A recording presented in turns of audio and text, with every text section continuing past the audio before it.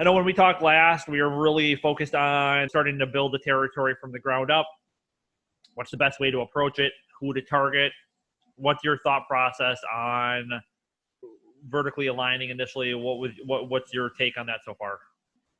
So I had thought about verticalizing, but I just for diversification, I probably won't, at least initially. Yes. And that's my recommendation is I recommend, even if you have the intent to verticalize, I always recommend people to not verticalize for 2 years is what I always suggest for people. And I don't like doing it in general, but I say 2 years anyway, even if that's your goal, because give yourself 2 years, because you might like aerospace, but you might find you're better in your area under, manufacturing or something like that. And if you're just going to verticalize from day one, you might miss a vertical that you're turned out to be amazing at. Right? And then, of course, to diversify, the economy comes and goes in waves. So it's best to be kind of spread all over the place. I know I mentioned, and I very strongly believe there are verticals that I avoid. I avoid government and I avoid education. Local government? Yeah, I avoid local and federal government. And education. There are very few exceptions to that rule. Generally, if I get well, education's weird. They've got really, really weird purchasing cycles.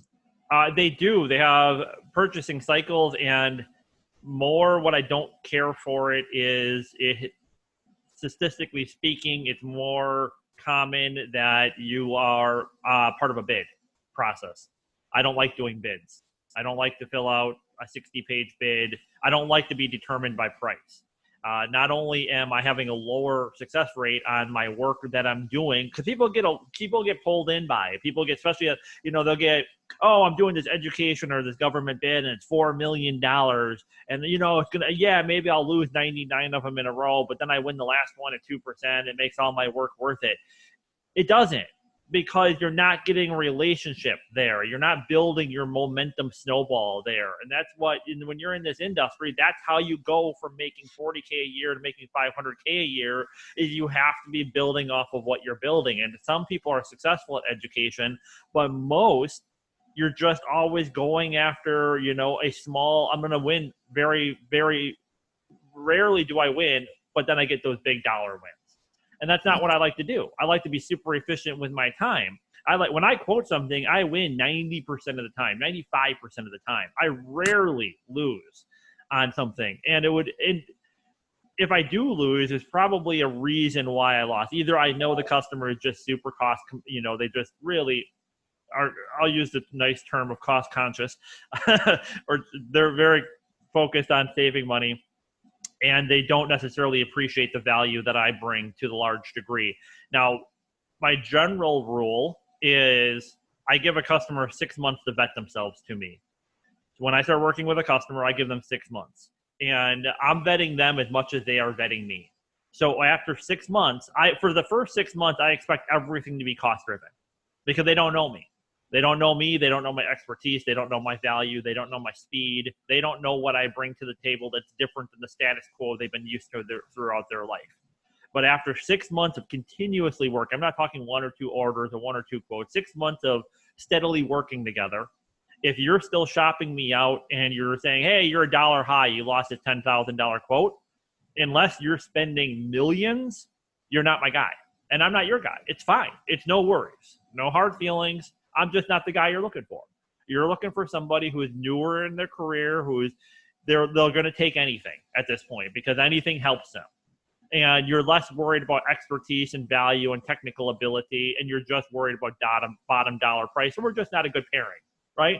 And I'm going to reassign you to a rep that's going to do a fantastic job, but it's more beneficial for them to work with you than it is for me. And I'll give a customer. Very transactional. It is. It's just transactional. There's no relationship there. They're just, shopping you out all the time.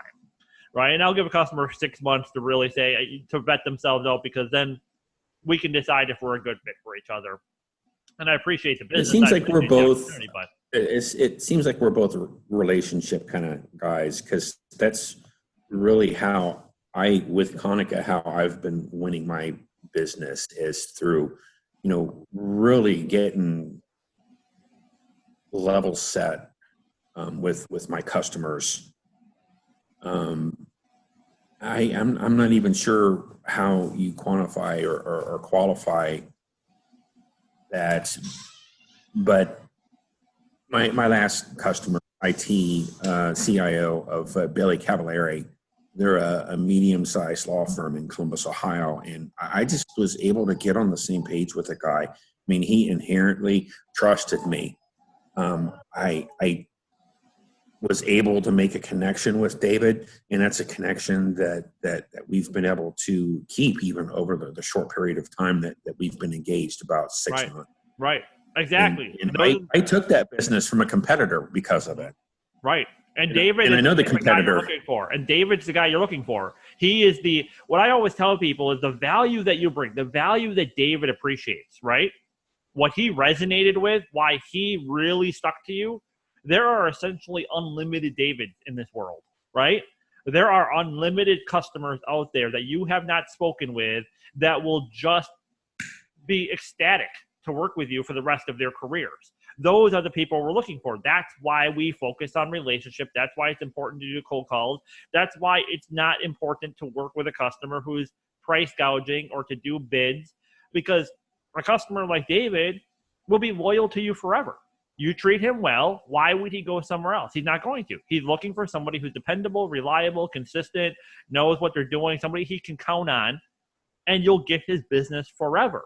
And then you get 50 more Davids over time, and now you retire a wealthy millionaire because you focused on that expertise that you have. You don't try to focus on the things you don't do. You say, this is what I'm really phenomenal on. This is why people like David appreciate me. And what I would do as you start building your territory here is, if you really want to dive into it and you say, okay, when I start calling people, when I start going through a lead list, when I start contacting prospects, what is going to be the most important things that I can focus on that's going to catch their attention? And I would ask David, what are the 3 top things that you really love working with me for? What really stuck out more than anything else? And you give me 3 examples. Is it service? Is it response time? It's going to be a combination. Todd, I can count on you. You're going to get back to me. You're going to give me a really good answer. Of course, you're going to give me a solid price. You're reliable. You're consistent. It's going to be a combination of these. But that's a powerful answer when you receive it from a customer that you know and trust that you work with. And the beauty of that now is we're just looking for more Davids. That's all you're looking for. Those are the guys you want. So those are the people you build your message off of. You don't talk about. Go ahead. You had mentioned that you're targeting 50 to 1,000 employees. That's generally the sweet spot. Yes, there are exceptions to that, but for stage 1. And you really did a role play with me about what the typical rep sounds like, right, when leaving a voicemail or when they've got someone on the phone. And it was so prototypical. It was so.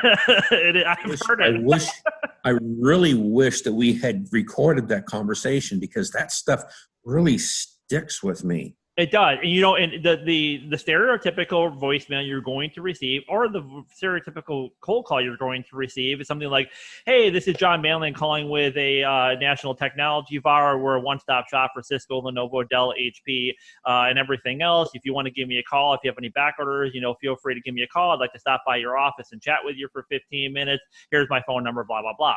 Or I wanted to call and touch base with you, see what's going on, see if there's anything I can help you with. It's end of month, it's end of quarter. I hope you're doing well with COVID right now. Is there anything I can help your organization with? All this is just blah, blah, blah to a prospect who receives 50 phone calls a week. You stood out. Nothing you said was different than I could say if I worked for CDW, SHI, Insight, Zones, or anybody else, or any other VAR in the world. You sound exactly like every other phone call they've received. That is a problem. Your rate of actually sticking out and getting their attention is so abysmally low. You're going to still get 1 out of 1,000 just based on timing, right? This person's new to the position, or they're irritated with their current vendor. We need to, I use COVID terms right now, right? We basically need to flatten that curve of rejection, right? Of not sticking out. And you do that by reverse engineering what's most important to them statistically, to somebody like David, to somebody in IT. What is the most common pain point that this person is feeling? You spend about 10 seconds on description when you start off your voicemail or your cold call. That's it, 10 seconds. John Manley calling with GHA Technologies. We're a national technology VAR. That's all you need to say, because they already know what a national technology VAR is. We don't need to describe that we work with every vendor in the world. People think, well, I have to tell them everything that I do, otherwise they won't know that I do it. They don't care that you do it, for one, because they haven't given you more than 10% of their attention. And two, you have to really resonate with them before they're actually going to. People always say, I got to make sure they're aware of all this stuff that I do and that we're a one-stop shop and all this. Why do they care that you're a one-stop shop when they haven't bought 5 cents off of you yet? Right? You got to resonate with them, get their attention, get them to break status quo, and then build up from there. So you got to do that by reverse engineering. All right, what I always suggest is you say, let me take 5 points that I believe are the most powerful or common pain points that somebody in this position is going to be feeling with procurement. That is generally going to be a lack of response time, a lack of communication, reps coming and going, geographical reassignment, not being upfront with back orders, or not being upfront with pricing, not taking a loss if you need to because a mistake happened, right? An example would be, you ordered this thing on the 31st, but it didn't ship, and now it's the 1st, and HP promo expired, and now I have to eat $200 to tell you to raise your cost. Well, if I tell you to raise your cost, you already submitted the purchase order through your system, which is going to be a paperwork nightmare for you. So I very much spell out to them, hey, you ordered it after, if I can do it. If you ordered it after cutoff on the 31st, I tried to ship it, it didn't ship. I know it'd be a big pain for you and a time consumption for you to change all the paperwork on your side. I'll just eat the $200. I'll take a loss here, but it's helpful for you. You'll be thankful for me, and I'll make it up over the career of working with you. And I'll spell it out exactly like them. I don't want them to just think I want them to recognize the fact that I ate the money and I lost the money. I want them to know this, and I specify it to them, but I specify from an angle of customer service. Happy to do it because you're going to be thankful for me for doing it. You are recording this, right? I am. Because I can't write fast enough, John. Oh, you're good. That's why I figured it might be helpful to record it. That way we have you can go back to it. So make a list of 5 things that you find are going to be the most common pain points that these folks are going to feel. The reason I say 5 is as a starting point is you rotate those 5. Rotate them every 30 days. So you make 100 calls in a day, you try each one of them 20 times, and you track the results in an Excel spreadsheet, which ones are positive and which ones are negative. Which one did I get a response off? So then at the end of the month, you can say, if I use opening A, if I use pain point A, I have a 22% hit ratio with an IT person. And at the end of 30 days, you drop the bottom 3 and you replace them with 3 new ones. And you continue to do that until the 3 or the 5 that you use are gold. They are awesome. They just get better and better. And then the more powerful thing about this is that you have a statistical history that you know with certainty. I'm going to target this company that I just desperately want to get into. It's the biggest in my company, in my territory. It's SpaceX. SpaceX is my dream company to get into. You're right. And I've been trying for years because I love what they do. I think they're amazing. I think they're the most exciting company on earth right now. And I think what they're doing as a vision for humanity is amazing. So that's the company I desperately want to get into. That is really cool. I love it. Oh, SpaceX is incredible. But the beauty of that is once I finally get an opportunity with SpaceX, so far I haven't got their attention. Once I finally, in years, but I will. Eventually I will. That's a challenge with a company, which is why I never suggest companies of SpaceX size for a stage 1 because they take too long to get into, right? And stage 1, you got to build quickly. But I can afford to spend years getting into a company right now. But the beauty of that is when I get my opportunity with SpaceX, I can say, all right, a purchasing person at an organization like this, if I bring up this pain point, this pain point, I'm going to have an 84% ratio of getting a positive response because I hit on these 3 pain points. That's huge. I don't have to guess it. I can tell very specifically, scientifically, this is my highest result. This is my most positive thing to go with. And that's why I love tracking those. 5 pain points, it's not rocket science. I mean, the strategy, and I'm going to have you, if you will, here in a minute, give me your pitch. Yeah. Just because I want to hear the structure and the content, just so I've got a construct to work off of. Right. But it seems to me that those 5 or 8 pain points are fairly common. They are the most common is among the C-suite buyers. Correct. So, I could see, the list changing and rotating a little bit, but it just seems to me that, and from what I'm hearing from you is that you use one of those pain points, like the first time you cold call a customer and leave a voicemail. Right. And then you rotate and talk about another pain point. Correct. Next time you call, and then another pain point and Correct. another. Yeah, I use a voicemail rotation on that. I use them as 30 to 60-second ads, essentially commercials, where I focus on one pain point that's most common with that person, and then I run down the row. Because the beauty of that is, say you leave 5 voicemails and you hit on 5 different points. Well, maybe the first 2 didn't happen to fall on this person's ears. What the third one did or the fourth one did. What I'm doing is not only am I building a positive image in their mind for the right target audience, but I'm also vetting that person at the same time. Because if I finally get them on the phone and their response is, oh, hey, John, I've heard your voicemail. I've intended to get back to you. I've just been busy. Well, I didn't expect them to get back to me because they are busy. But if they give me that response, now they're already vetted to me because all I did was talk about the 5 most common pain points that I focus on eliminating and see if it hit. That response told me it did hit. So just by simple validation, there's a higher probability that they are the target audience that I'm going to go after and that we're going to resonate well. And now I don't have to spend the first 5 minutes of the cold call talking over those points.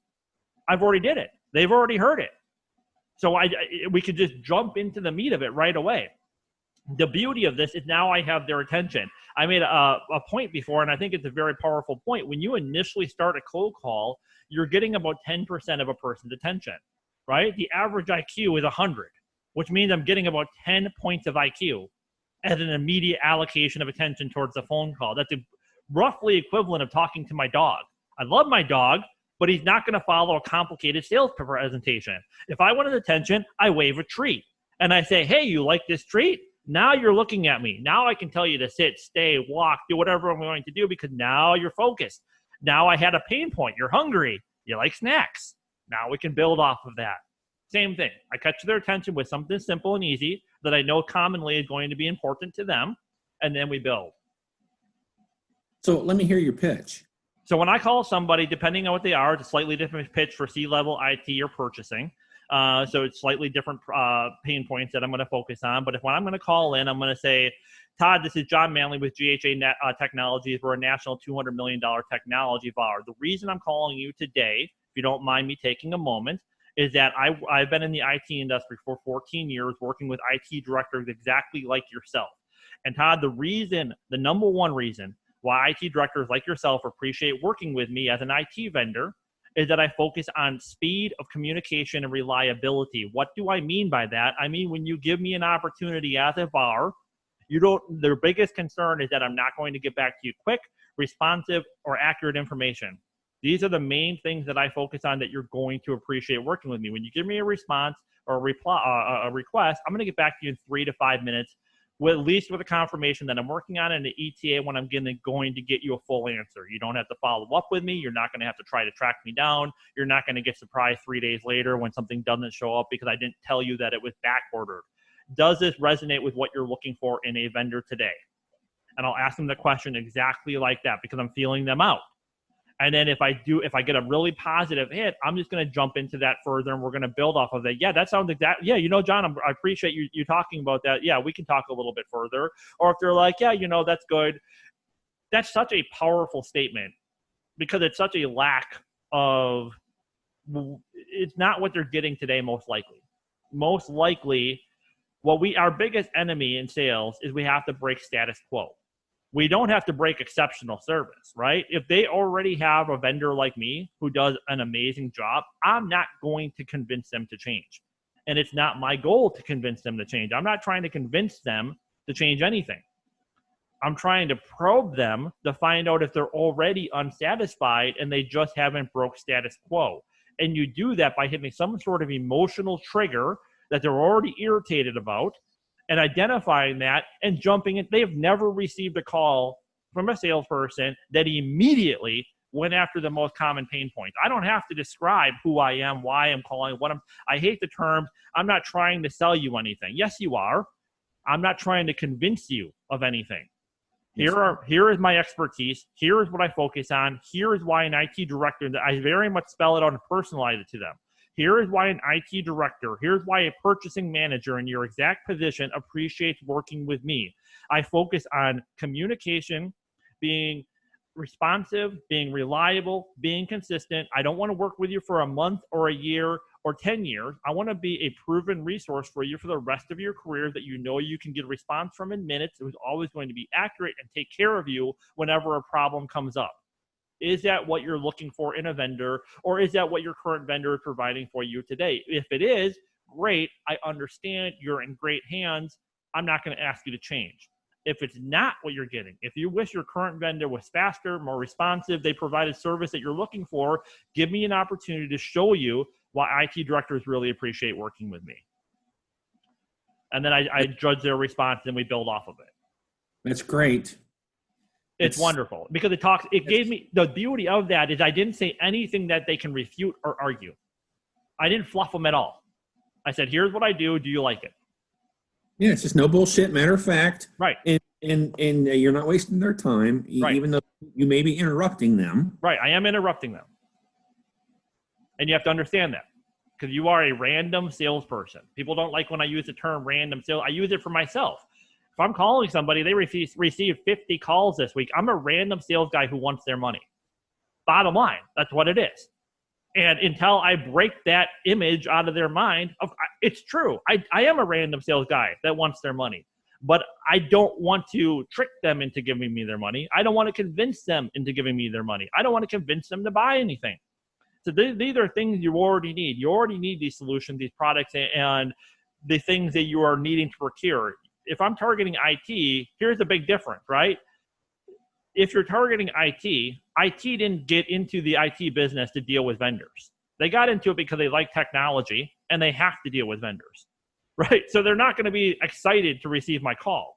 So I have to hit on the pain points that are going to really irritate them with their current vendors to prove that I'm different, that what I focus on is about them, not about me. And that might even be a great statement. Hey, I know you're excited about technology. Most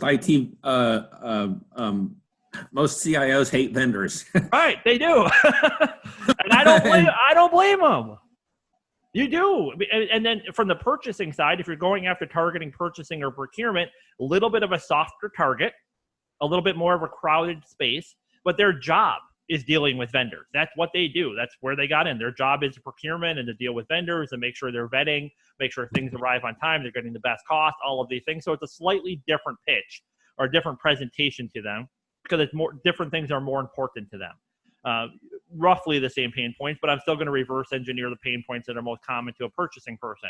Back orders, unexpected things, going end of life, end of support, tracking renewals and licensing, making sure that what they buy flows and gets there on time, that they don't have any unexpected surprises, that communication is proactive. And what do I mean by proactive communication? I mean that when they look for tracking, it's already in their inbox. So that when the CEO asks the purchasing person, hey, where is our stuff? They don't have to then email me and wait 2 days for a response. It's already sitting in their inbox. And they just look up the PO number because I changed the subject line. All customers are pretty bad at this, almost all customers. They love to send a quote request. And they'll say, in the subject line, they'll say quote. That's not good for them and it's not good for me. So I always change the subject line. I'll say quote HP printer and I'll put the model number. And then when they order from me, I'll change it from quote to order HP printer with the model number. And then when I reply back to them, I'll say order HP printer ETA, and I'll list the ETA. And then when I give them the tracking, I'll say order HP printer, model number, tracking number, delivery Wednesday. Because I put it all in the subject line, not the whole tracking number, but I put all of that in the subject line because one, they can just glance at it because if they're driving and walking from a thing to a thing or spot to a spot, they don't need to open my email. Now they can glance at it and say, oh, cool, my printer's coming Wednesday. And they don't have to look at it. And the beauty of putting all that in the subject line instead of just leaving it as quote is 4 months later when they ask me about it and neither one of us really remembers what we're talking about, I don't have to scroll through 700 emails from me back and forth on them trying to find the right email chain so they can say, hey, remember the HP printer that I ordered in June? One, if an IT person says, remember the HP printer I ordered in June, they probably ordered in 2014 because they're horrible at time frames, right? So I don't want to have to try to scroll and find. I just want to be able to scan very quickly. Oh, yeah, that's M281. Here it is. Here's the email chain. Here's the whole thing. And then we got it. Huge time saver. Time saver for me, time saver for them. So I love to do that. I'm a big subject line changer every single time I go back and forth. There's two types of personalities that we talk about in general, type A and type B. Yes. And I've really never known what type I am because I have the qualities and you seem to have the qualities of both. I mean, you've got the tongue of a sales representative, but you're also highly accurate, concise, precise, and organized. And usually those aren't traits born of most sales representatives. Sales representatives are a real good voice piece. They can sell icebergs to Eskimos, but and they can convince anyone to do anything. But right. When it comes to retaining, when it comes to meeting and exceeding expectations, when it comes to organization, it seems like that is lacking, and that's always been one of my strong suits. Is I'm very organized, I'm very highly organized, and that's what attracts me to you. Mm-hmm. You seem like you are very super organized, and that is great in itself because it's time is money, and you've really got it down to a science. I can tell. I'll tell you, time is money. I love the statement because if you waste 5 minutes a day over the course of a year, you lose 18 hours of production at the end of the year. 5 minutes a day over the course of a year, you lost 18 hours. 5 minutes a day is nothing. 18 hours a year is a lot. Makes a really big difference. But I want to hit on a couple of points that you made there. Is one, highlight what you just said to a customer. That's a great topic of discussion, right? From what I've seen, a lot of, you want to word it nicely, but, where I excel, where IT directors, managers appreciate working with me for is I'm not just a good talker. Maybe I'm not even a good talker at all, right? I don't like make them laugh a little bit, right? Maybe I'm a terrible talker right now. And you're like, what's this guy talking about? That being said, I'm extremely organized. I focus on efficiency, communication, and making sure nothing gets slipped through the cracks and nothing gets missed. This is where I shine. This is why IT directors really love working with me for. Is this what you're looking for? The beauty of this is it was self-deprecating, so it diffuses them. It disarms them. It shows vulnerability, and then it refocuses on your strengths. Beautiful, and it's all true. And they can't say anything against what you just said. And you're not trying to sell them or convince them of anything. I love that. Well, it's being real. I mean, you're coming right out of the box that way with your vulnerabilities, right. Let's say, on your sleeve. It's like you don't have anything to hide. Right. Nothing to hide. I'll tell you what, you give me a chance, I'm going to kick ass for you. Right. Absolutely. Because I'm dedicated and reliable, and I sincerely appreciate the opportunity. And I'm looking for folks who appreciate what I bring to the table. And if you are one of those and you're not getting it from your current supplier, you will love working with me. I promise you. I love that way of engagement, that manner of engagement. And you're helping me take what I've already put together for myself and refining it and making it more complete. Good. I'm glad. And that's the same kind of a relationship, and that's the exact approach, not as smoothly and not as you're talking about some of the psychology behind it, and you're helping me put together the process and putting a little bit of context behind why I do what I do. And I don't even know why I do it. I just know that it works. Right. It's effective. Be super honest and transparent. Mm-hmm. And really try to get shoulder to shoulder with people and say, hey, I'm here for you. I might fuck up, but I tell you what, if I do, I'm going to make it right. Right. And once you convince them, see, it's always, here's the thing.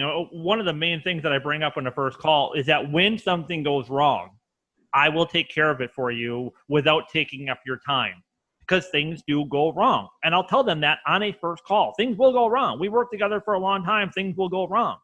Where a great vendor shines, and you know this, is when things go wrong. Anybody can be a good vendor when everything goes right, but what happens when the supply chain is disrupted and they have to eat $1,000 so your project goes off without a hitch? That's where a true vendor shines, is when they're willing to check their email at 10:30 at night, make sure everything is flowing, keep you updated, be proactive on the communication back and forth, take a loss if they need to, because they're not worried about taking a loss in March, because they're going to, over the next 30 years, it's a partnership that flows both ways. And that's why earlier, like I said, I spell it out to them. When I take a loss, I'll spell it out to them. Here's what I did. Here's what I took as a loss. Here's the steps that I took, because it's important to me that you're fully covered, that you're taken care of, and you're going to appreciate me for it. And I'll tell them that bluntly and that transparently. It's just true. I want to make sure, I want to spell it out to them, because a lot of times if you don't, people are very busy, and it might never cross their mind that you took a $300 loss, because they're never going, it's so different that a company is willing to take a $300 loss, truly lose money on an order to take care of me. It might never, well, you guys were probably just making a lot of money. No, I'm losing it. I'm getting hammered here. I'm willing to get hammered here because long term, you're going to be thankful that I was willing to get hammered to cover you, because your business is more important to me than a short-term loss. We'll make it up. Over time, we'll make it up. That's where I make my money, is snowball momentum. I get guys like David. I get 50 guys like David who are appreciative and loyal and reciprocal, and I always give them a solid, fair price, but I don't have to worry about shopping out to the world. I don't have to compete against We Build Basement Computers in Our Basement.com. I don't have to worry about shopping against Amazon. I source a lot off Amazon for customers, and I say, here's the link off Amazon that I'm sourcing this from for you. And I probably sell 100,000 a year off Amazon, and I mark it up about, depending on the variables, about 12% on average. And I say, I'm sourcing it off Amazon. If you'd like to, here's the link if you want to do so. But if it's easier for you to buy it through Net30 through me, because you know I'll take care of it, you don't have to worry about it, here's a quote for you at the same time. And 99% of my customers would be like, go ahead, you're giving me a fair price, you're just marking it up a little bit, you're taking super solid care of me. And how much easier and transparent can it be than, here's the link. If you want to buy it from there, go ahead, no worries, no hard feelings, I understand. But if it's easier for you to do it through me, I'll take care of it for you. I just do it as customer service play. Just helping you out. And people will appreciate that's a very refreshing approach, and it's got to be one. Well, I could tell who I was talking to the first 5-10 minutes I had you on the phone Friday. Was it Friday? I think it was Friday, approximately. Friday, Monday, April. So it's important to carry across that way, and I can see why you're successful. It's magnetic. It is, because and that's important trait to have. Even though I may not be articulating like I want or as I should, I think my sincerity and my openness, those qualities for you, carry across to your customers so solidly. Yours does, and yours does as well. And you come across extremely sincere with your message. And remember, the wording itself is never important. The reason I'm smooth with my wording is because I've made hundreds of thousands of phone calls in my life, right? And I always tell people, I'm not successful because I've been told yes 100,000 times. I'm successful because I've been told, use a round number. Say I made 100,000 phone calls in my life, right? I mean, way more than that, but use a round number, 100,000 phone calls, 100,000 cold calls. I have about 200 steady customers. That means 99,800 of those calls led me nowhere. 200 of them gave me a lifelong customer that will end up helping me become a very wealthy person by making their life better, giving them solid pricing, exceptional service, and providing an exceptional resource for them that they're not getting somewhere else. That's a 0.2% success ratio. But that's a lot of falling off the bike and getting back up and being like, I'm not going to do that again in that way. And I'm just a listener. Everything I've done, most of my business has been grown over the phone, right? So I have grown a very, very keen ear at listening to cues on the phone. And I'm better on the phone than I am face to face, because I know people's tone, I know their voice, and I know the ticks that they make when they're happy, when I really hit on something, even if they're trying to steer me one way or another. I know I can be very accurate at assessing somebody within about 30 to 60 seconds on a phone call and determining what kind of person they are. And I'm pretty accurate at it. And that's because I've made so many phone calls.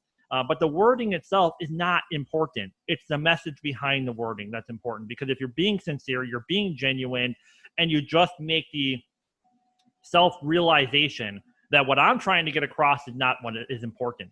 What's important is what's important. I think you just made an important point, John. Is it is the message and not the wording? Because if you've got the message, you don't have to worry about the wording. You're correct, 100%. The wording is, if I give you the same, if you asked me for earlier, I gave like a sample presentation, a sample phone call. If I said that 50 times, it's going to be different 50 times. The structure is the same every time. The message is the same every time, but the wording is always different. This is why I don't do scripts for people. I'll do bullet points for people. I always say, do bullet points before you're in your flow. Have bullet points. Have your top 5 reverse engineer pain points. If you're really new to cold calling, write out your 5 stages of a cold call. Introduction, value statement number 1, biting on the value statement, getting deeper into the conversation, and closure or point of action moving on. Right? Have those 5 stages written out so that you can. When I was early in my career, if you get some good feedback and you start going down a path, it'd be easy to lose track of where you were and then miss a step, miss a stage, and blow the call essentially, right? Or just feel like you're starting to ramble, right? When I write out the 5 stages and say, okay, what stage am I on? I just keep it as a glancing sheet.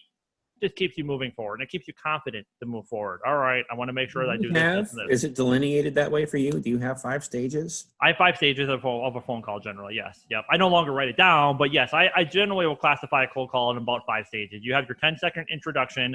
You're going to have your value statement. The value statement is going to differentiate in time because which one is going to resonate with them. Number 1, number 2, number 3. How far do I need to get? Stage number 3 is they bit on something that I said.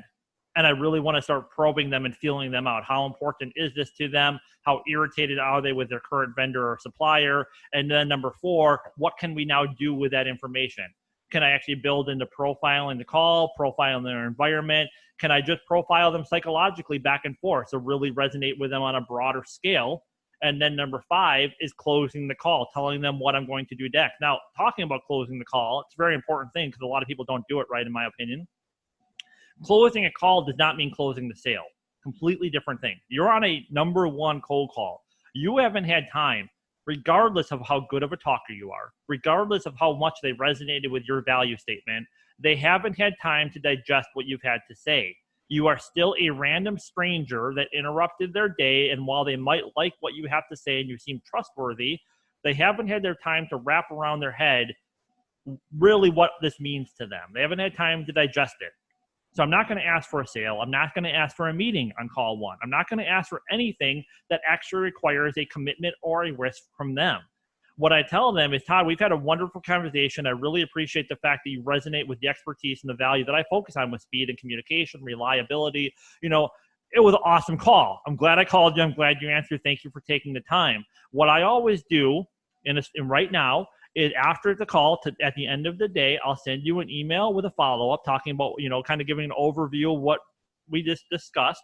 And then in a couple of days, in a couple of weeks, we'll have another conversation. I'll learn more about your environment, what's most important to you. And of course, you can always reach out to me in the meantime, but I'll just give them a stage 2 of our relationship. And I'll just tell, this is what I do. Now that you've resonated, and I appreciate your time, and I appreciate the fact that you seem to be really appreciative of what I focus on, here's what our next stage is, because now you have to learn to trust me. And I'll tell them that. Now you want to learn to trust me, because now you seem to like what I have to say. You seem to really appreciate the focus that I really have built my career off of, but now you have to know that I do what I say I do.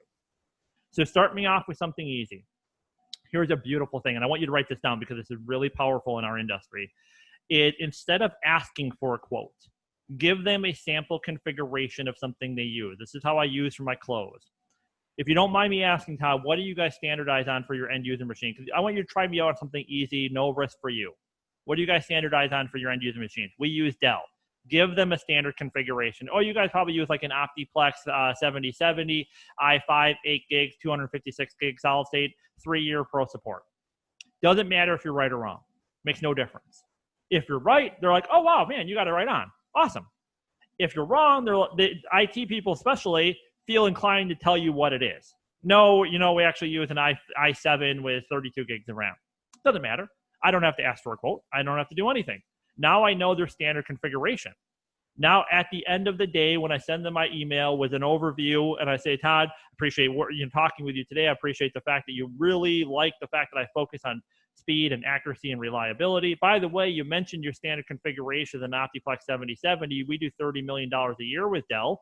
I do more Dell than any business out there. The reason my customers appreciate working with me for Dell is the same things you're looking for in a vendor. And by the way, I attach a sample configuration for you with pricing just as a cost comparison for you in case you want to come, and give me an opportunity to show you what I do with Dell. Plus, then if you're using any promos, whatever you're using, I didn't send out a sample. You attach a sample quote? I do. I attach a sample quote with a sample configuration right in the email without asking them to do anything. I don't highlight the price. I hope this price is better than what you're getting from Dell. If it is, give me an opportunity. No, you're going to appreciate sourcing from Dell. Right now, you said you source from Dell Direct. The reason IT managers really appreciate working with me is the same reason you resonated with me during the phone call. Fast, responsive, open communication. I'll make sure you're not surprised in anything. And of course, we do $30 million a year with Dell, so the pricing should be really solid for you at the same time. If you want to make any mention of price whatsoever. But then let them do it. But the point here is, don't ask for a quote, ask for a standard configuration. Because one, it's showing familiarity with what they're probably using, especially if you nail it on the head. Two, if you're slightly wrong, they're going to tell you what it is. Now I didn't have to set myself up for an answer of a no because they haven't had time to digest a stranger on a phone call. I said, this is what you use, yes or no, okay, perfect. And then I just send them everything in black and white because it's a lot easier for them to digest a quote in black and white. Right now they can see the price. They normally pay $980. I came in at $987.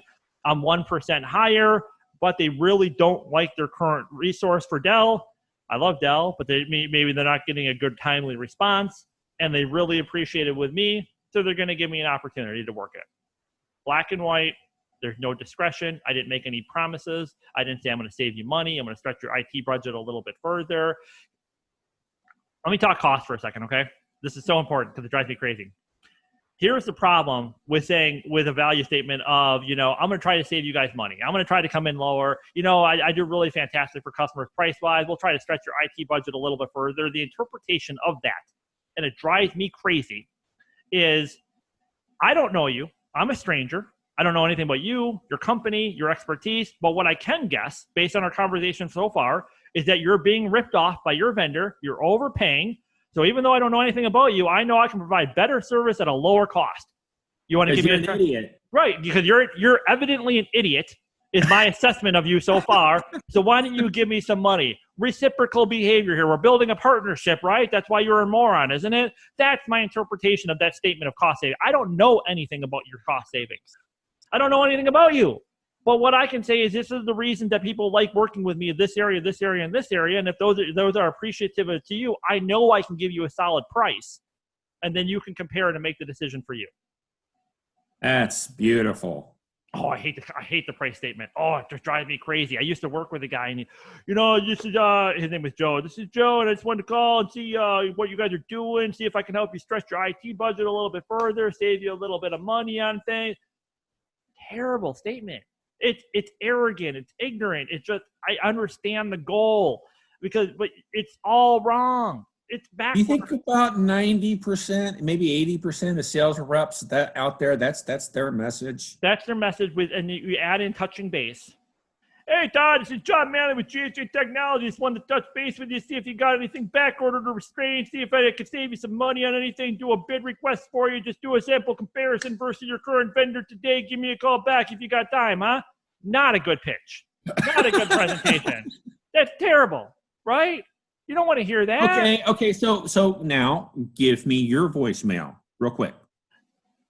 Todd, John Manley with GHA Technologies. We've never talked before. I'm with a national technology VAR. The reason I'm calling today is IT manager in your exact position. Appreciate working with me for number one. If that resonates with you, feel free to give me a call back. I don't expect you to because you're busy. I'll follow up with you in 3 days, and we'll talk then if you have time. That's voicemail number one. Voicemail number two, I hit number two. Voicemail number three, I hit number three. Number four, number five. I have 5 points that I rotate throughout those. At the end of the six, I'll call somebody 10 times unless it's a very strategic targeted account. After 10 times, I'm going to put them on a do not call list for at least 3 to 6 months because whatever, maybe it's seasonal, maybe whatever, maybe I'll never get them on the phone. I also going to hit them up on voicemail, and I'm also going to hit them up on social media. And I'm going to if I do hit them on three different mediums on the same day, I'm going to hit 3 different points on that same day. That's great because you've talked about the downstream tactic, overall schema to trying to build that familiarity, and you're varying the message a little bit. Do you as well as making cold calls, talking to them, leaving voicemails? I know you mentioned that you use social media. Do you send out emails as a function of a cold call? I will. Or an extension of a cold call? It's an extension of a cold call. Both? Yes, all 3. Do all 3. Don't do all 3 every single time. Don't do social media every single time. Don't flood them on social media. Do the email and do the voicemail in tandem. They work together. Because I'm going to build off of both of those. The nice thing about that is maybe 62% of people, 58% of people are going to take a cold call or even listen to a voicemail from a random salesperson.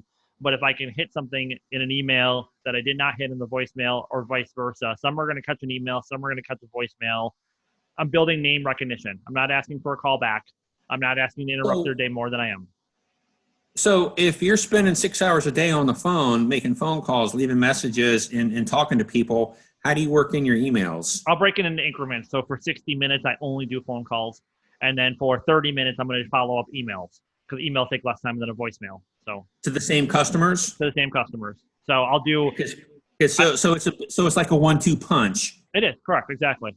So you leave a voicemail with a customer, and then you get through.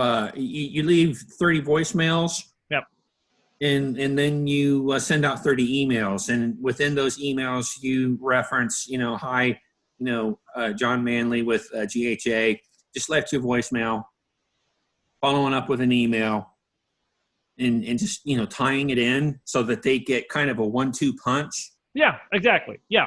Yep. Todd, John Manley, GHA, called you about an hour ago, missed you, no worries at all. In my voicemail, I hit on the fact that IT managers appreciate working with me for speed, reliability, communication, whatever the point is. Hopefully, if this is what you're looking for in a current vendor, I might build off of it, or I might go into another one. Just ignore the voice. I'll mention that I called them and left a voicemail, but then I'll just build into point number 2. So just out of practicality, you're talking about 35 calls an hour. Correct. An average conversation times 6. Yep. Which gives you about approximately 200. So when I started in IT originally, I called blind. I called as fast as I could. I didn't follow up with voicemail or with email, and I did not do social media because I didn't know what I was doing. Right? I came from being a telemarketer. I had no college experience, no business-to-business sales experience. I didn't know what I was doing at all. But what I said is I'm very poor. I'm hungry. I'm literally fishing for food. I have nothing. Right? I live in my brother's attic. Everybody else is making 25 phone calls a day. I make minimum wage. I know from minimum wage being a telemarketer that I can make about 40 phone calls an hour because it just beeps in my ear. A call takes about a minute to a minute and a half. I make about 40 phone calls an hour. I could go through 280 to 320 phone calls per day if I did it for 8 hours a day. And I would just dial it as fast as I could possibly dial it. I would never hang up the phone. I'd have an Excel list with 100 leads in front of me or 1,000 leads in front of me, and I would go through them as fast as I possibly could, one after the other after the other. That's all I did. I guess my point in my question, John, is not only are you calling and leaving voicemails, but you're also sending out emails in conjunction with that. So that's got to take up a little bit more time. But it does. You block it out. So, yeah. And I would assume that you're not going to be doing 35 calls an hour because you're spending another 15, 20, 30 minutes following up with emails. Well, the emails take half the time that the calls take because you're relatively writing template emails out. So you're going to have template 1, template 2, template 3, template 4, template 5, depending what value statement you're making to the person, right? So I'll tell you how I do this. So I'll have an Excel spreadsheet and I'll have 1,000 leads. And if the first time I call you, I'm going to have a value column, right? And I'm going to number it. Number 1, number 2, number 3, number 4, number 5. Because I want to know which value statement that I use on my voicemail to you. And then I'm going to use, they're all going to be in blocks. So the first 50, however many I can do in an hour, 50, 40, 35, whatever it is, that's all going to be value statement number 1 because that's how many I can get through. So then in my emails, I can use value statement number 2 as a template, send it out to each one of those. So the calls take an hour, say you're getting to 35. Your emails are going to take about half of that amount of time. So your emails are going to take half an hour. So if you're doing 6, I tell people to do minimally 6 hours of activity a day directly focused at building your accounts and building your territory and your prospect list. You hopefully are doing more than 6 hours, but you can't survive on less than 6 hours. So if I'm doing 6 hours, 4 of that is cold calling, 2 of it is email, approximately. So if I'm doing round numbers, I'm doing 35 phone calls an hour of actually calling, and I'm doing 4 hours a day. I'm doing 140 phone calls per day. And I'm sending 140 emails in that same amount of time. You do social media at the same time, but I only do social media, right? So social media-wise, I take a much softer approach because it drives me crazy when people reach out to me on social media and they just hammer my inbox on LinkedIn. So the beauty of LinkedIn is that I can build off the first voicemail and email that I left for them, and then I just tell them, don't take my word for it. Look at my profile. Look at the recommendations. Here's a link. Here's the referrals on my profile. Over 50 for my team managers and purchasing agents. You can see what they have to say, and feel free to reach out to any of them and get your opinion if you are interested in researching me. It makes sense to utilize it that way. You drive them or reference your site and allow them to peruse. Right. If they are so interested, if I caught their attention enough where they want to look, I use it as validation that I do what I say I'm doing. That's why I do it. And that's why I do it one time initially. Benny, turn that down, okay, hon? That's why I do it initially, so that they have the link, so they can see the recommendations. That's why I directly refer them to seeing that, and then they can build off of that. But yes, that's how I do that. Do you incorporate some kind of, you've got a blog. Yes. I imagine you try to create some periodic educational content for your customers, and do you do the same for your prospects? Yeah. So social media, I want to use social media in kind of a multi-faceted way, being LinkedIn, podcasts, blogs, articles, things like that. So when you're social selling, you're either going to get people's attention and their interest by providing free content that is applicable to them, that they found valuable, that basically places you in their mind as an expert on that specific matter, enough where they want to reach out to you and connect with you. 2, by responding to the articles and comments and things that they're making on social media with actually relevant, intelligent thoughts and opinions that are beneficial for them. Or 3, by providing a medium like a podcast that are covering topics that are important to them, that they can then hear about things that are beneficial for them. Again, positioning yourself as a very serious expert resource within that area. So you're building value and establishing credibility. Correct. I don't try to sell. I don't ask them for a sale. I don't ask them for their time. I don't do anything. I'm a big believer in providing free content, free value, free expertise resource, and then let them come to me.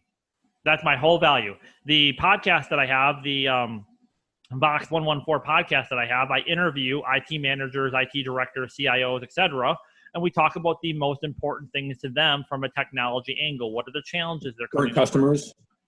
For current customers or prospects. And I'll interview both.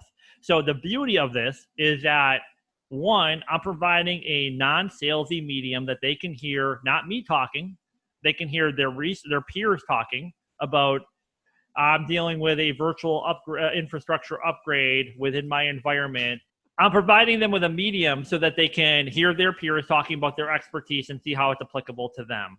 And I'll be able to position myself and navigate myself through the podcast episodes as an expert resource because I've been doing this so long. So then we can have an educated conversation about that topic which helps position me as a further resource. Now, on the prospect side, this is a really beautiful strategy that's beneficial to them and to me. The beauty of it is if I pull an IT director who's a prospect onto a phone call, a CIO for a Fortune 500 company is not going to talk to me as a random sales guy, regardless of how good I am, regardless of my expertise. They're not going to talk to me most likely unless I catch their attention.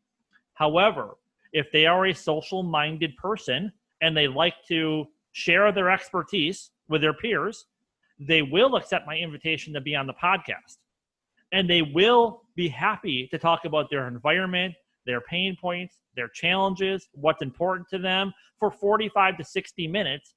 And I can have a reciprocal conversation diving to the most intimate details of their environment, and they share everything with me because I'm not asking them for anything. They're not treating me like a salesperson at this point. They're treating me as a technology peer that's giving them a medium to talk to their peers on. Colleague. A colleague, exactly. They're no longer initially looking down on me. They're looking straight across the table at me. Now, in my current role, I use a lot of subject matter experts. A guy that mentors me somewhat has always used the statement that he needs to be an inch deep and a mile wide. When you first started, did you focus in on an area? I mean, this is my conundrum. You've been in what, 15 years you've been in the business, 10 years with GHA? 14 years total, a little over 14 years total, 9 with GHA. Yep, okay. 2006. So I think my approach, and I think your approach is when you talking to somebody, it's like, what's top of mind, and it could be hardware, it could be software, it could be CapEx, OpEx. So what if, being 15 years in the business, it's easier for you to establish yourself as an expert because you can speak to. And not that you're not an engineer, but you can speak to, a little bit of the language. Well, I understand your point, right? I have technical familiarity. How if you were me, would you go about integrating that? One is what I'd like to do is reach out to a number of the tier one vendors that GHA has relationships with, for example, Citrix, Dell, whoever. But I've got a rough understanding of IT, but I feel like I need to tool up a little bit. I need to round out my education. Obviously, I need to plug myself into my resources, my subject matter experts. Right. I hear your point. So I'm rambling. No, you're good. And it's a really great question. And I appreciate you asking it because it's really important. And it's a challenge that everybody has when they start with a VAR. Because especially if you had like an SE background or you work for a specific company like Konica, where you have a smaller product line that's easy to master, right? You're not dealing with a million products, so you're dealing with a single portfolio that you can really get your head wrapped around. Completely different in the VAR industry because you have so many different things. So it can feel vastly overwhelming. So the way that I do it is I break technology down into categories, about 15 categories, and I'll write out a list of questions, 2 lists of questions specifically, one for profiling an account and one for solution sizing, say servers as an example. And I did this way back in the day in 2006 because I didn't know anything about technology. And I wanted to feel comfortable or not look stupid when I got into a conversation, when somebody liked me and they're like, hey, what about Microsoft licensing? And I want to be like, let me get somebody on the phone. That's not good. You don't want to do that, right? But you want to feel comfortable to push so that you get those opportunities. So I wrote 2 lists of questions out.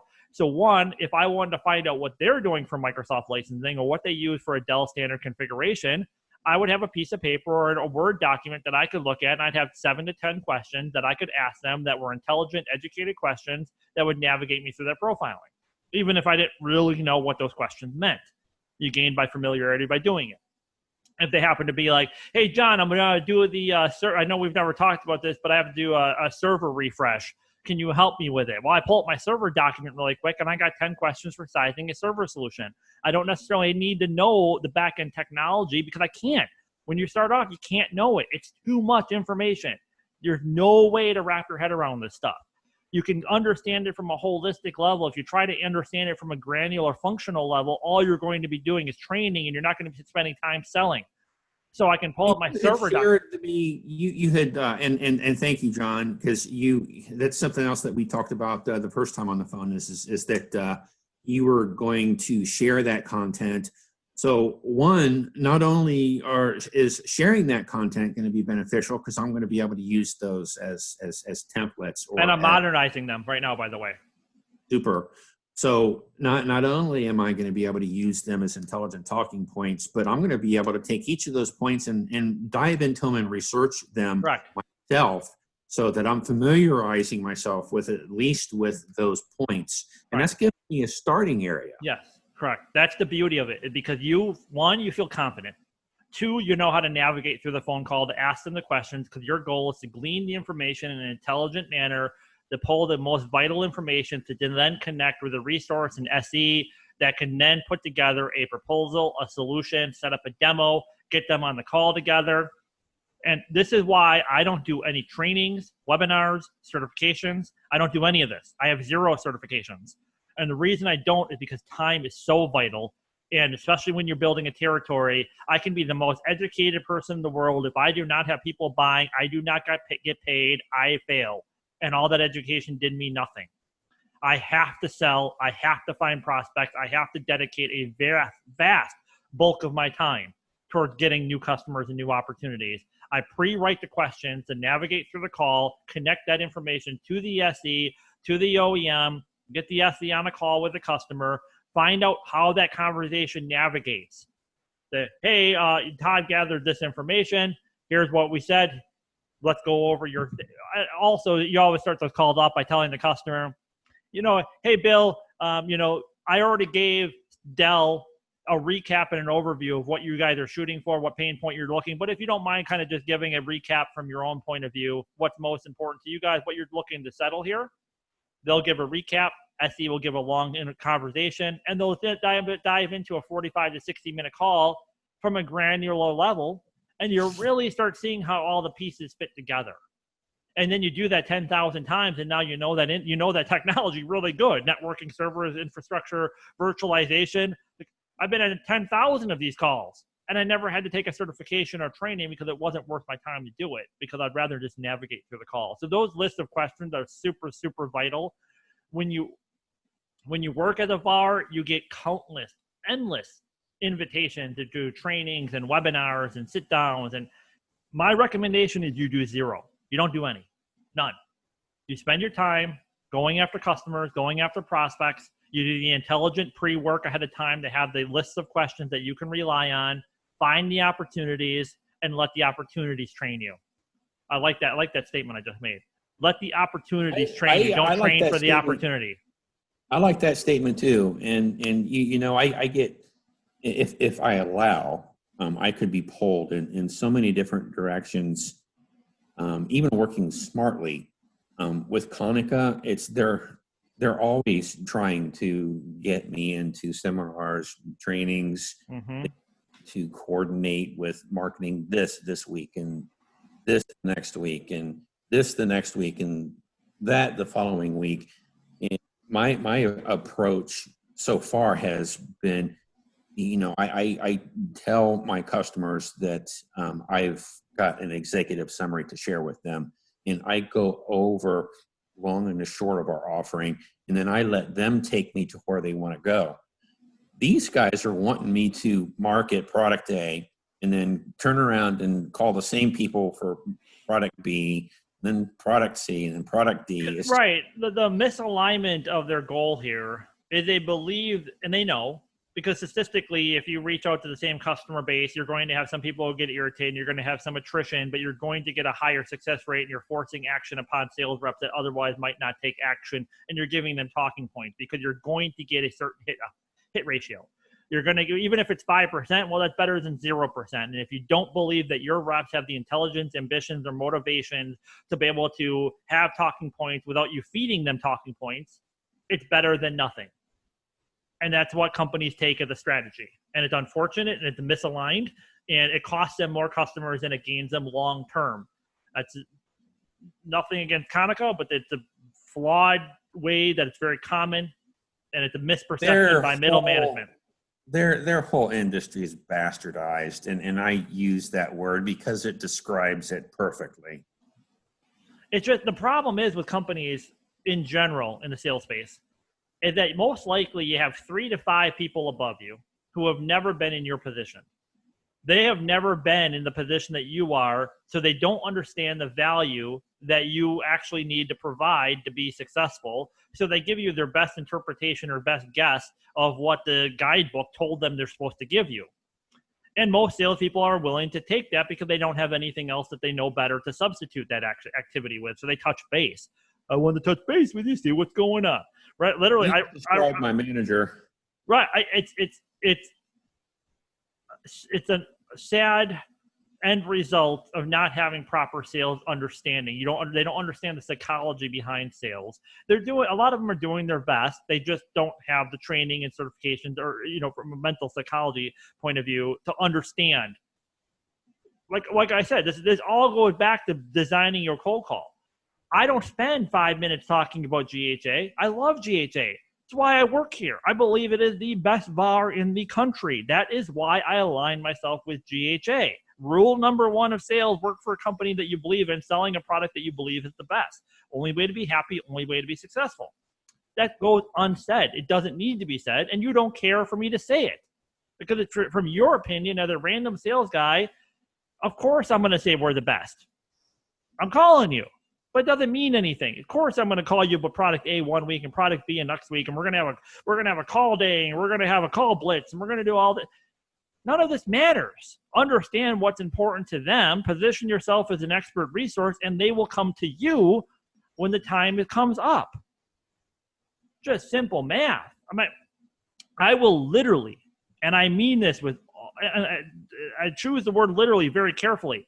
I will literally never call a customer asking them to buy something, asking them what's going on end of month, end of quarter, what's going on with this, it's not my role.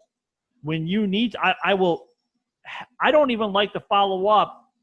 If I follow up on a project and say, what's the status of the project, I take it on as a project manager, not as a sales guy who's trying to close a sale. Hey, you guys were looking to do a switch refresh in 2020. Is that still on the table as one of the main projects you want to tackle this year, or can I mark it off my list? Either way, it's fine. I just want to make sure if you guys are moving forward, I'm keeping an eye on end of life, end of support, product line constraints from COVID. I'm making sure I'm staying ahead of this project. And until you tell me otherwise, I'm managing the project for you so that when you give me a thumbs up, we don't have any unknown variables that are going to cause a kink for you. And if you don't want to do it this year, it's fine. I just need to know that so that I can adjust accordingly. When you're gathering intelligence. I'm gathering intelligence, exactly. Without asking for a sale, without asking them what's going on, without being like, hey, I just want to see what's going on. Some vendors, even great vendors, they want to check in every 2 weeks, and they call me and they call the customer. Are you guys still planning on doing this? Especially with COVID over the last 3 months. You guys still plan on We told you in April. We told you in May. We're telling you in June. When it gets back on the table, we'll let you know. It's stalled. We're not doing any capital project right. I don't need to follow up with these guys. The answer right now is it is delayed. And when it comes back up, I'll be the guy they call because they know they can count on me and rely on me. And until then, I'm going to keep a passive eye on everything to make sure that it's going to be ready to go when they're ready to go. I take the role of project manager, not as a salesperson looking to close a sale, pitch them, or get them information in front of them that they might be like, oh, wow, look at this cool gadget. It's not my role. Not our role as a VAR. Our role is not to sell. Our role is to provide an expert resource when they need to buy. Big difference. Yeah, and Konica always talks about the consultative selling relationship, but that's not their model. Right. Because they want it to be. Right? The goal is right. They just don't have the framework to make it effective. They think they're being consultants by saying, "Hey, let's talk about product A this week and product B next week, and we're working with our marketing people." That none of that is helpful. You're going to get some hits based on the numbers game, but that's all you're getting. You're just getting random hits. You're getting lucky little lottery draws, right? You need to really sync up and connect with these customers, understand what's driving them, what do they focus on, what are their pain points, what's actually going to get them to break status quo or move forward, and then make sure that your product, your solution, your resources are ready at that time. Such a difference of mentality. Well, I've picked up quite a bit over the last year from Konica, and it's always been my strategy to work for them for a year or two and then leverage that experience. I knew 6 months in working for them that they really didn't have a solid go-to-market. I mean, right. they just, it's like they're just fumbling in the dark, and there's no targeted, no real goal, no real objectives, no real action plan. I mean, it's just, yeah, I think you hit the head on it. A lot of it's corporate America, because you've got 2, 3, 4 layers over you, and a lot of these guys, like my boss's boss, it's just he's been with the company for 30 years, and the guy's totally unplugged. Right. Exactly. And it's important, like you did, to take the lessons that you learned from. This is one of the most important things that I learned. I used to work at PC Mall, PCM, and then now Insight, and I worked there for 5 years, and I learned a lot. And it was the first opportunity that I had in technology, so I was very thankful for them for the opportunity. But after 3 years, year 3 to year 4, I was really irritated because I felt like they were holding me back by the same things. They're more worried about doing all the things that they thought were important than the things I actually knew were important, and I thought it was really holding me back from growing further. Year 4 to 5, my last year there, I no longer looked at it as holding me back. I looked at it as giving me lessons of what to avoid and what not to do, so that I could differentiate myself from them for the rest of my career. Nothing against them, but they're making systemic issues and mistakes that I know if I can highlight and focus on: communication, reliability, consistency, no rep or geographical reassignment, being really fast, being the best cost up front, focusing on being a neutral partner, not a partner that's focused or biased towards Dell or HP or Lenovo or Cisco or anybody else, being a true partner to the customer's angle, not from our OEM angle. Doing these little things that they did wrong and being able to do them right, I'm hitting a statistical common majority of my target audience base that's going to give me really great results. And that's what I did. I said, what are the things that are irritating me that they're doing? Let me reverse engineer those, highlight those as ways that I can focus and rely on. And, it's a funny thing, because when I started at PC Mall and I didn't know what I was doing, because I was a telemarketer, right? I said, I have no idea what I'm doing. No college experience, no business-to-business experience. What do I, and this was totally a guess, and I'm fortunate that I was guessed right, because I didn't know what I was doing, what I was talking about. I said, what do I believe is missing in an industry that I know nothing about? Right? And I had the same logic that I have now. It was just uneducated, unexperienced, and I didn't actually have a validation for the logic. And I was very thankful I'm right. But I said, in general, my life has taught me that customer service is missing. True customer service, not a pleasant experience, a phenomenal experience. Not legendary. Legendary. I'm not looking to please my customer. I'm looking to give them a legendary experience. I love the word legendary. I'm looking at them to make relationships that they will never go anywhere else. That's missing, in my opinion. Hard work and dedication. People are doing 25 to 30 phone calls a day. I'm doing 240, making $8 an hour. I'll work you under the table because I can fail 10 times as much and we'll still be just as successful. So I said, I know customer service and I know hard work are the two things that I can probably say with good certainty are missing. Let me highlight those and focus on those. And hopefully I won't be poor for the rest of my life with my logic. And I was very right, and I was very accurate, and it treated me immensely well. And within 6 months, I said, 6 months in, I was like, I think I'm going to be successful. And 2 years in, I was like, I got this. I'm good. I'm gonna make it in this industry. 5 years in, I said, I'm going to dominate this industry. 10 years in, I said, there is no equal counterpart to me in this industry. And that I don't mean that to be an arrogant statement. I mean that because everything I provide has nothing to do with me. And once I learned that, I got that through my thick skull, truly 10 years in, I said, everything that I say and message and focus on is only because it's important to them, not because it's had anything to do with me. And if I can reverse engineer and build my entire life and career and focus and expertise off only highlighting what's important to the customer, it is so rare of a gem and it is so legendary service that they will go nowhere. You get me on a cold call with a correct target audience, and I will get them to buy off of us 95% of the time. Now, that was a differentiator. I had to say the correct target audience because there are different people who are looking for different things. And that is fine. But if you're looking for an Amazon shopper, and I'm trying to be the cheapest guy in the world, I'm not your guy, and that's fine. I'm looking for the people who are. I'm looking for the people who look for somebody like me. You look for an all-star, you look for, the best guy in the NFL. I'm the equivalent in the technology space because I understand the framework that's necessary. And I like that analogy, the all-star, and that's what I think a successful sales rep needs to be. He needs to be an all-star for his customer. For his customer, not for his company. Yeah. Not being an all-star by inherent end result, you are. But that's not your goal. I'm not trying to impress my company.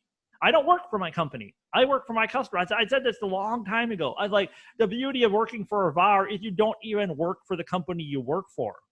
You work for your customers. They're the ones who pay you. The check comes from your company. But your customers are the ones who pay you because without them, you don't make any money. They're your bosses. I have 200 bosses.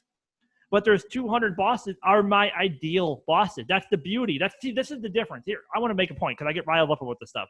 This is the point why it's not good to go after some bid business, right? Or to deal with a bad customer who's going to price gouge you all the time.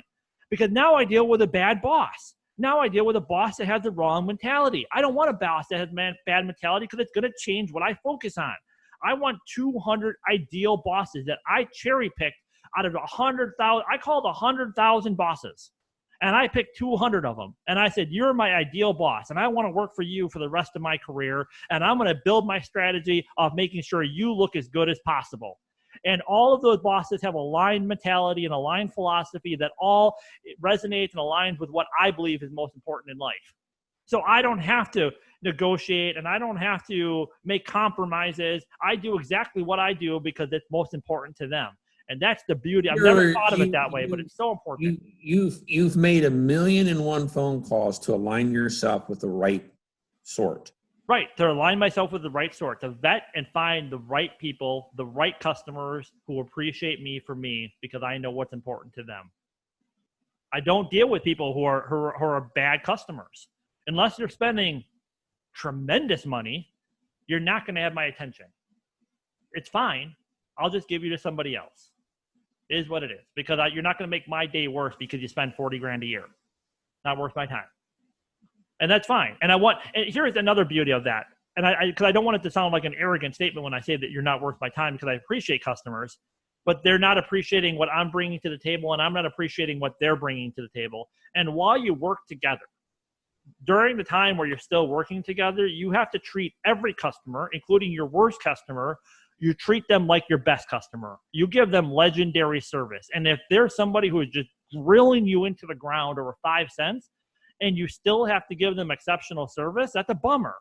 But you have to do it because you can't bring yourself down to the worst customer's level.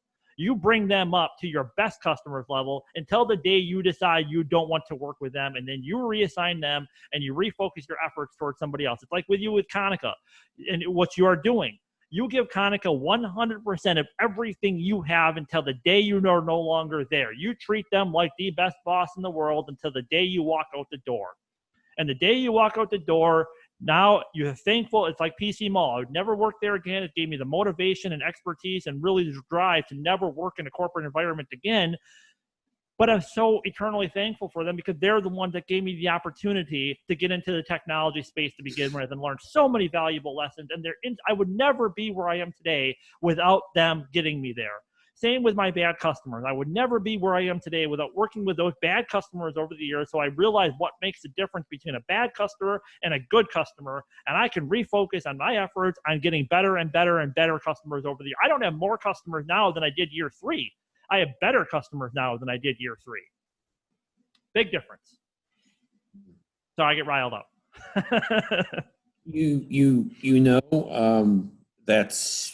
It's great that you have that passion, and that comes from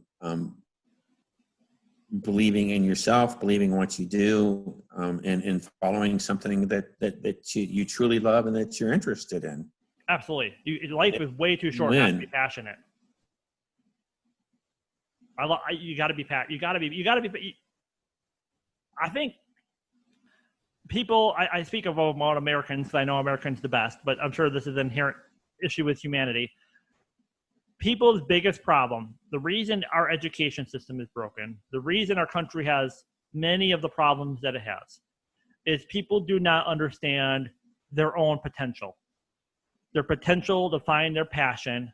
You can't chase 14th century archaeology if you live in Arkansas and expect to get financial rewards for doing so. So you have to understand where financial and passion comes together, but find a mix where you can be absolutely passionate about what you do, who you work for, how you work, the value you bring, the value you're bringing to the world. Normal people can choose to be exceptional, but you have to choose and commit yourself to being exceptional. There is no difference. I shouldn't say there's no difference. There is a nominal difference between myself and Elon Musk.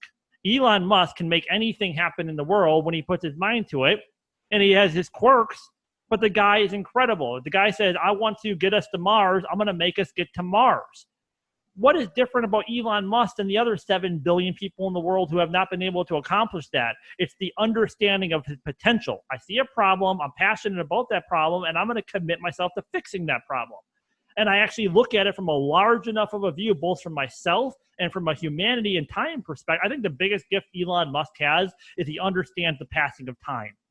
He understands the scale and scope of time and each person's personal potential to affect that flow of time. And I think people generally look at things. Bill Gates said people overestimate the change that will happen in their lives in the next 2 years, and they underestimate the change that will happen in their lives over the next 10 years. And that's very, very powerful. If you're working towards a goal, when you work for a company like Konica, when you start with a company like GHA, you might be like, over the next 2 years, I'm going to get to this number. Well, 2 years goes very fast, and hopefully you do, but it goes by very, very fast. But over 10 years, when you always have that ambition, you always have that drive, and you always have that motivation, you always have the sincerity, 10 years later, I've been with GHA for 9 years, right? 10 years later, you're going to be dominant. Well, you said you were almost done about 20 minutes ago. I know. I get excited, though. It's a good conversation. So I say that to say this. Thank you. You're quite welcome. Well, again, I think you've given me a great opportunity to wade into this before I even joined GHA, and it's giving me a lot of food for thought, and it's going to permit me to ramp up much more quickly and become and stay much more efficient in my selling process. And I look forward to our continued relationship. I think you're going to be a great resource. And again, I thank you. Oh, it's my pleasure, Todd. And thank you as well, because I'm excited to have you, because like my great customers, I look for great people that just are looking for the best opportunity for their life, but they have the right mindset, right? I'll take somebody who has 0 VAR experience, like yourself, but a wonderful mindset and a wonderful grounded philosophy of life, and really what makes salespeople successful, because then it doesn't matter what you're selling. You have to understand the framework, right? The back end processes, but that's just time. That's just riding a bike. And you're going to be as successful as the most successful people here because you understand the philosophy. You have the rare gift of understanding the philosophy behind what makes salespeople successful. And that gift can be as great as you allow it to be when you give it enough time to fulfill itself. So I'm excited to have you on. Well, here's to our success. Absolutely, man.